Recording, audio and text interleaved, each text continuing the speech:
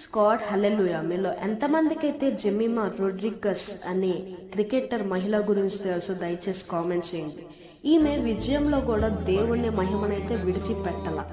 Match గెలిచిన తర్వాత ఆమె ఇంటర్వ్యూలో ఇలా చెప్తుంది, నేను మొదటిగా ఈ విజయానికి దేవునికి మహిమ ఇస్తున్నాను.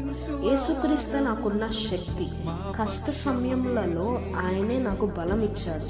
ప్రతిసారి మైదానంలో అడుగు పెట్టే ముందు నేను యేసుకు ప్రార్థిస్తాను, ప్రభు ఈరోజు నీ మహిమ కొరకు నేను ఆడుతున్నాను అని. విజయమో ఓటమో ఏదైనా జరిగినా ఆయన యోజన మీద నాకు నమ్మకం ఉంది. ఆయన ఎప్పుడు నన్ను వదిలిపెట్టడు.